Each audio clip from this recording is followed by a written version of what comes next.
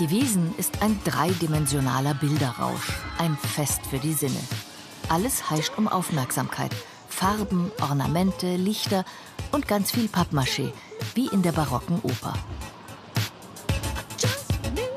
Überall Zitate, die unser Unbewusstes stimulieren. Aus Mythen, Märchen, Kunst und Architektur.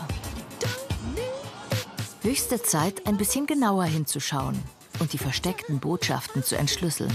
Christoph Kürzeder, Museumsdirektor, Volkskundler und promovierter Theologe, wird uns bei einem kulturhistorischen Rundgang die Augen öffnen. Das ist ja so im Stil des französischen Rokoko. Das ist absolutes Fake natürlich. Man sieht ganz schön diese Rocaillen, also diese verschiedenen stuckartigen Gebilde. Das ist natürlich alles Kunststoff, aber lehnt sich ganz klar am Rokoko Mitte 18. Jahrhundert an. Und ein Palast, ein Wiener Eispalast, sollte natürlich auch etwas feudal daherkommen. Süßigkeit hatte die längste Zeit was mit Luxus zu tun, aber natürlich auch, sage ich mal, die Kunst der Verführung auch. Verführung und Sünde, die roten Äpfel aus dem Garten Eden. Und schon sind wir drin in der christlichen Mythologie und der Sehnsucht nach Verbotenem. Das ist ziemlich gut, weil wir haben hier ein eindeutiges Bildzitat rechts, Diana im Bad, also eine mythologische Szene, aber nach einem Gemälde von François Boucher, das ist einem französischen Maler des Rokoko, das ist die Göttin der Jagd und die mit ihren Gespielinnen, mit den Nymphen eben beim Baden nicht beobachtet werden darf. Da sitzen diese Damen teilweise sehr leicht bekleidet drin und sollen uns natürlich animieren, an diesem Lebensgefühl teilzuhaben. Und ganz schön drüber mandern. Was heißt das? Das kann man sich jetzt, das muss jeder für sich ein bisschen klären. Aber hier ist es natürlich eigentlich auch ganz stark erotisch und sinnlich aufgeladen. Die leicht bekleideten Blondinen sind immer auch berühmte Film- und Literaturzitate, wenn auch manchmal etwas verzerrt. Die Sehnsucht nach dem Wunderland. Bei Alice sah es fast genauso aus wie hier.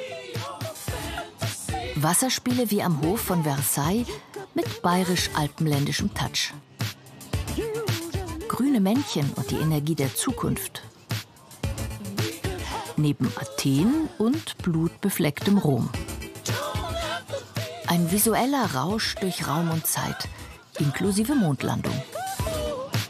Man fragt sich ja, warum man für diese Elektroautos da drunter so einen unglaublichen Aufbau braucht. Warum hat es so einen Auftritt? Das ist ja ein riesenhafter Schrein eigentlich. Und wenn der in der Nacht noch beleuchtet ist.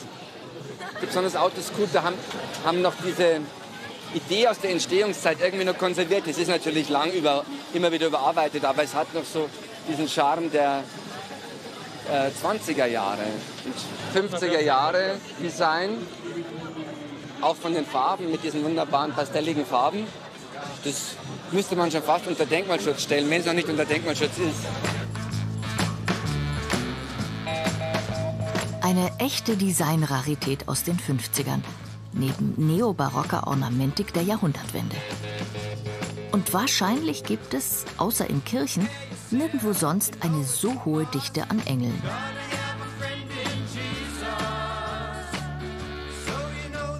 Sogar zu den Toiletten führt uns kein geringerer als Amor.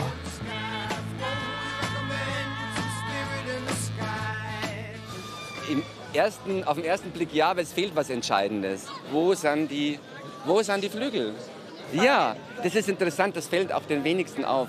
Aber trotzdem, wir vervollständigen den Kleinen und der kriegt dann Flügel und somit wird er für uns doch dieser Amor. Und am Nachttopf muss er auch noch sitzen, der Ärmste. Gut, das ist ja Wahnsinn, was da alles... Also eine ikonografische Verdichtung haben wir hier, eine echte.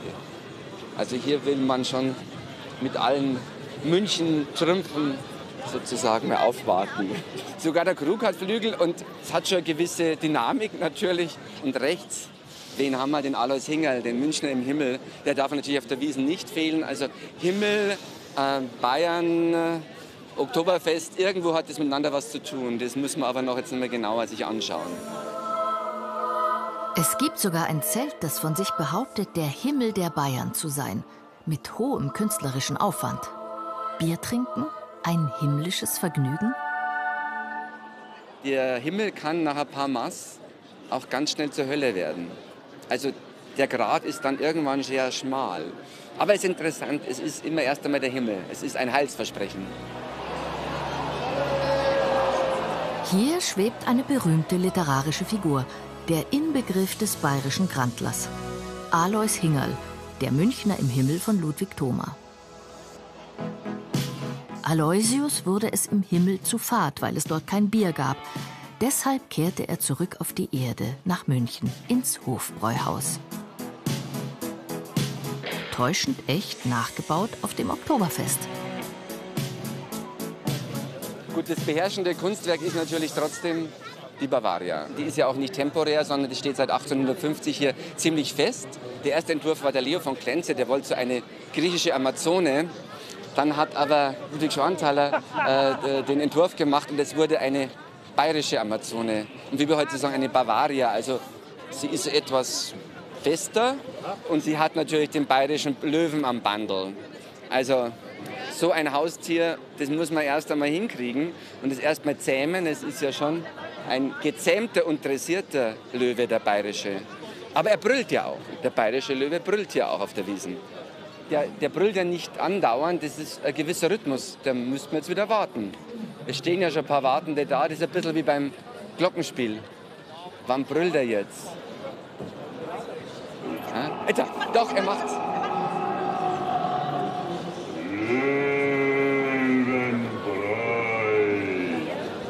Ja, und das wedelt auch noch mit dem Schwanz. Also, ja. Das alles, diese Lichter, dieses Opulente, will uns ja immer wieder animieren und soll ja so eine ganz andere Welt sein.